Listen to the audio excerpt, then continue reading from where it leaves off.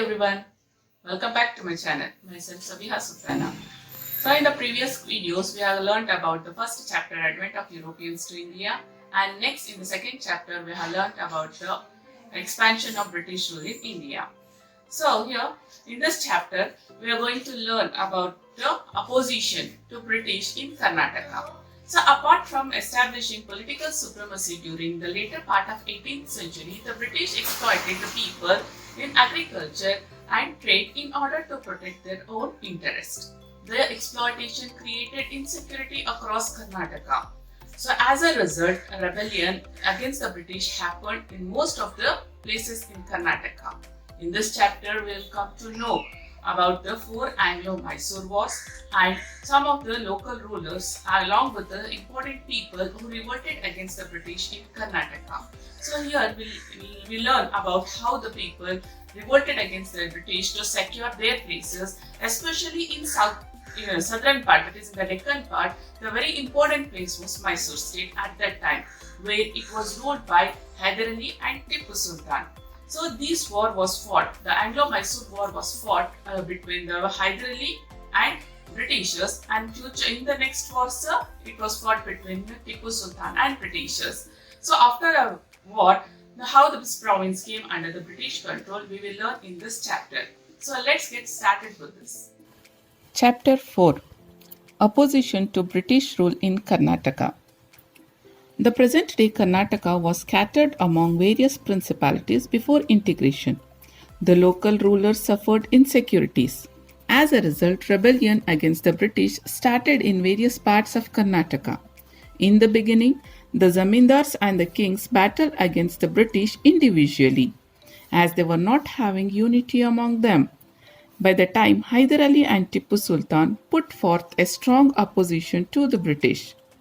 The political development that emerged during 1761 to 1799 are very important.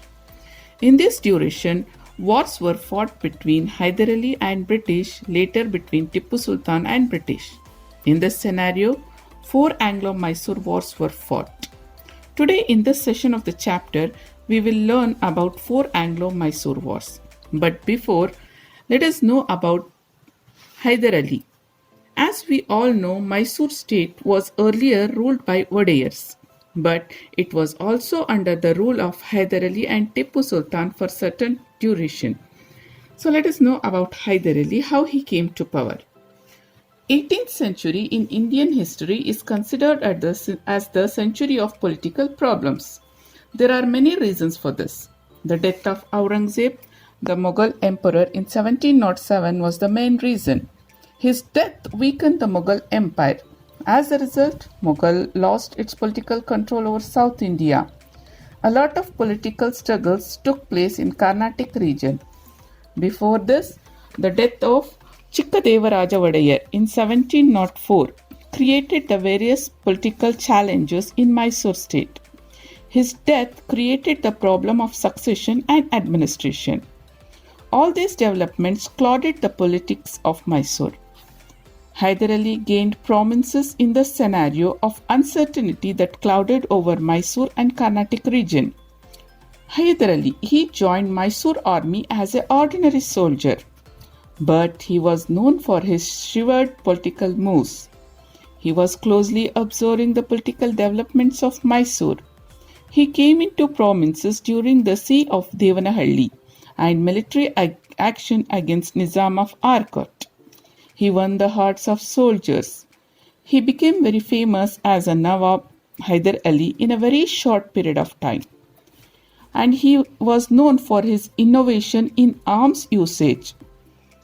With his swift action, he weakened the power of Dalevi and sidelined the king Krishnaraja Wadayar and established control over the administration. By that time, the Nawab of Arcot, Marathas and the Nizams of Hyderabad were fighting to establish their political supremacy over each other and also to preserve the political existence. With the rapid success of Hyder Ali, the British, Marathas and the Nizams were not happy. They created hatredness towards Hyder Ali. On the other hand, The British and the French were attempting to exploit these divisions for their own benefits. So let us know about the Anglo Mysore Wars. The very first is the First Anglo Mysore War from 1767 to 1769. The prominence gained by Hyder Ali in South was not tolerated by the British, Marathas, and as well by the Nizam of Hyderabad. Hence, the British started devising cunning plans to defeat Hyder Ali, whom they saw as a hurdle for the expansionist ideas. Though Hyder Ali suffered a lot due to the Maratha aggression, he made attempts to have Maratha and Nizam of Hyderabad on his sides with little success. But the British entered into an agreement with the Marathas and the Nizam of Hyderabad against Hyder Ali.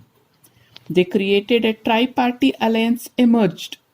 But Hyder Ali, with manipulative ideas, was successful in breaking the alliance.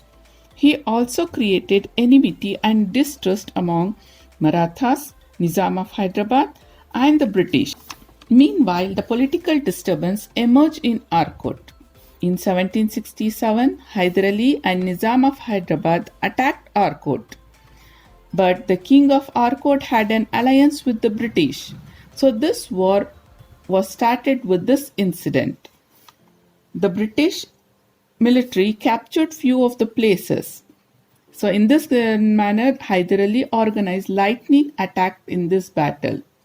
Hyder Ali suffered few setbacks. The British army from Bombay joined the war. Hyder Ali considered the war as a challenge to his personal power and continued with the war. His army reached Madras in 1769 and created panic among the British. Inevitably, the British entered an agreement with Hyder Ali through Madras Treaty. The First Anglo Mysore War ended by signing the Madras Treaty. So the terms of the treaty are: if any of the third party attack on any of these two parties, the other should help them in the battle. So these were the terms of Madras Treaty.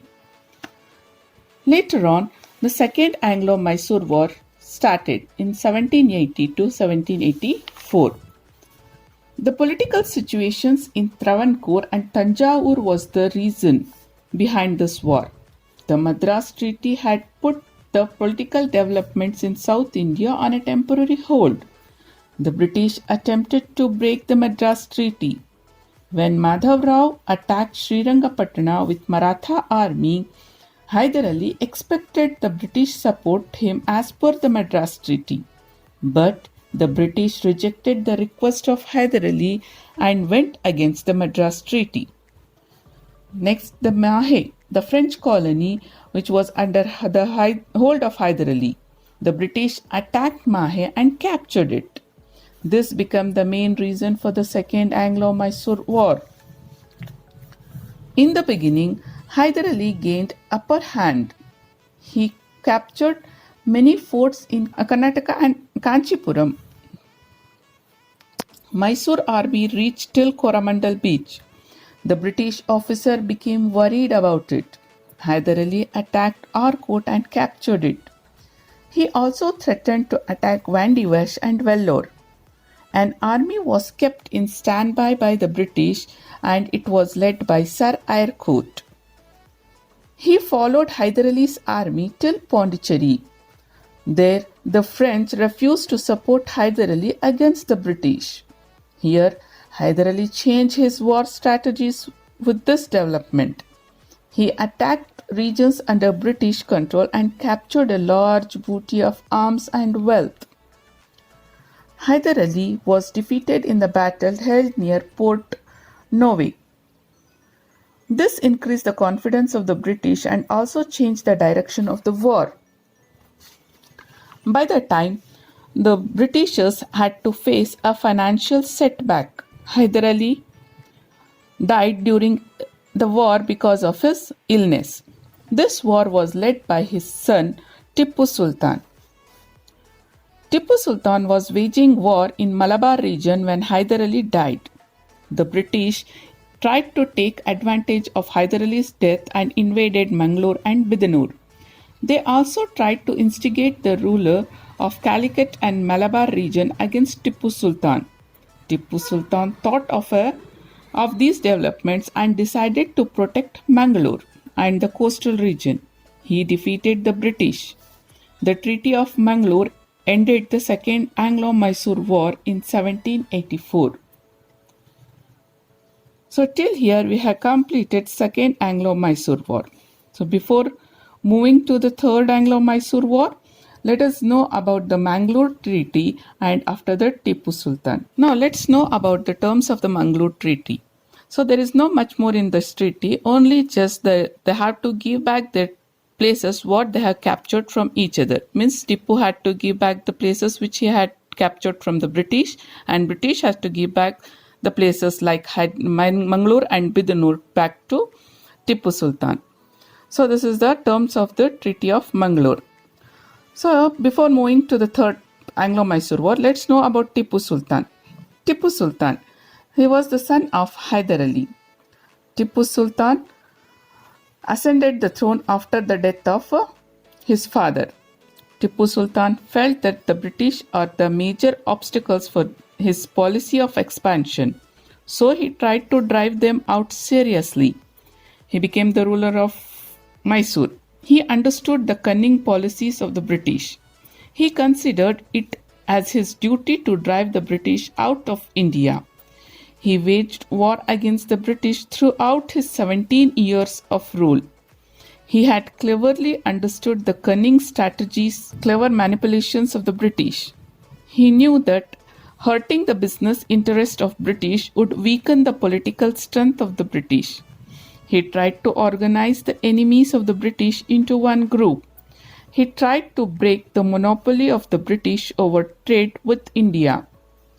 Among all the attempts done during 18th century to stop British, the efforts of Tipu Sultan stand out during many aspects. They knew that they cannot defeat the British with their traditional arms. Hence, they modernized their army. The soldiers of Mysore army were capable of using modern weapons and do drilling like the European armies. Hyder Ali and Tipu Sultan used rockets during the war for the first time in India. These attempts further angered British and their enmity with Tipu Sultan grew up. So this was the reason for the Third Anglo-Mysore War. The Third Anglo-Mysore War was fought from 1790 to 1792. The King of Travancore was the main reason for this war. So he started building the forts in Kochi with the help of British and captured Ayakota and Kanganur fort from the Dutch. All these were the clear breaches of Mangalore Treaty. The British captured Karwar, Coimbatore, Dindigul and other regions under the leadership of Madras. Tipu Sultan entered the region of Baramahal and captured Satmangla. He later attempted to capture Tiruchinappalli but failed in his attempt. Meanwhile, Lord Cornwallis took over the leadership of British Army and this changed the course of war. The British Army captured Kolar and Hoskote and rushed towards Bangalore under the leadership of Cornwallis. The army captured Bangalore and destroyed the fort. After capturing Bangalore, Lord Cornwallis sought the help of Marathas and the Nizams to defeat Tipu Sultan. The war took another conclusion turn with the joining of Marathas and the Hyderabad forces with the British. Marathas captured Savanur, Gajendragarh, Lakshmishwara, Hubballi and other places. The combined army marched towards Srirangaputana by capturing fort after fort in 1792. The forts were destroyed during the night. Disturbed by these developments, Tipu Sultan tried to enter an agreement with the British. It was inevitable for him. He signed the Treaty of Srirangaputana in 1792, which he had unfavorable condition. With this, Third Anglo-Mysore War came to an end. So let's know about the Treaty of Srirangaputana. The British were successful in inserting unfavorable conditions in order to weaken Tippu Sultan. Tippu was forced to part with the half of his kingdom and was forced to pay 3 crore rupees as war damage fee, and he had to pledge 2 of his sons as a guarantee against the payment. He was also forced to release the prisoners of the war. The British withdrew the combined army from Srirangaputana. So this was the Treaty of Srirangaputana. So this created a lot of disturbance among Tipu Sultan, and he started preparing for the Fourth Anglo Mysore War. So Fourth Anglo Mysore War was started in 1799. Tipu Sultan took the defeat in the Third Anglo Mysore War personally.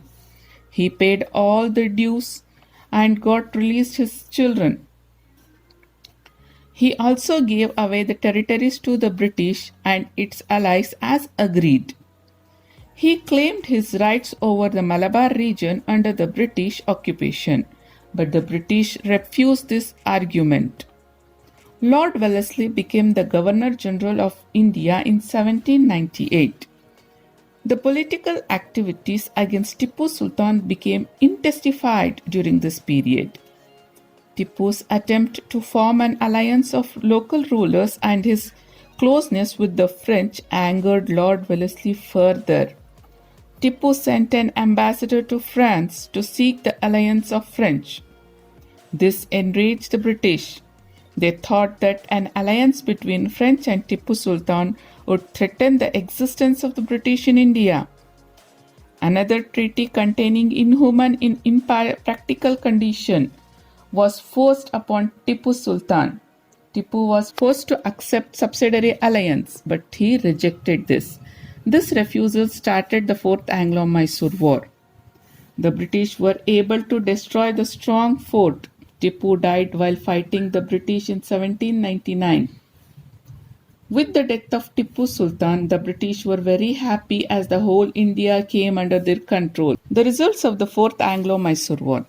After the death of Tipu Sultan in 1799, the territory was divided among the Britishers, Marathas, and the Nizam of Hyderabad. And a small territory, the old Mysore, was handed over to the royal representative of Mysore Wadeyar, that is Krishna Deva Raja Wadeyar, as he accepted the subsidiary alliance. Like this, the region came to be known as Mysore Princely State, and indirectly it came into the hands of Britishers. So till here, we have completed the Four Anglo Mysore Wars. So this was all about the Four Anglo Mysore Wars fought by Hyder Ali and his son Tipu Sultan with Britishers. In the next part, we will learn about few other local rulers of Karnataka who opposed the British rule. Till then, stay tuned, keep learning. Thanks for watching.